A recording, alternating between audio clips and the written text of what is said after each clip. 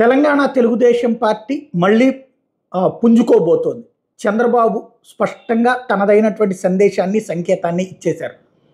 వాస్తవంగా 2014 తర్వాత 2004 తర్వాత వరుస ఓటముల పాలైనటువంటి తెలుగుదేశం పార్టీని 2004, 2009, 2014, 2019, 2023 5 దఫాలు. కానీ ఇప్పుడు క్రిందటిసారి తాను గెలిచిన తర్వాతన అప్పట్లో తెలంగాణ తెలుగుదేశం పార్టీని నిలబెట్టుకొచ్చారు, కానీ గెలిపించుకోవడం సాధ్యం కాలేదు.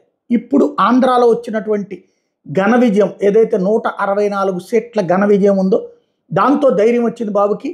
ఆంధ్రప్రదేశ్లో ఇంతగా ప్రజలు 91% స్ట్రైక్ రేట్ ఇచ్చినప్పుడు తెలంగాణలో కూడా అదే విధంగా తన పట్ల ఆదరణతో ఉన్నారన్నటువంటి తెలంగాణ నుంచి వచ్చి మరి ఓట్లు వేయించి గెలిపించారు. కాబట్టి తెలంగాణలో కూడా తనని ఆదరిస్తారన్నటువంటి గట్టిగా నమ్ముతున్నారు.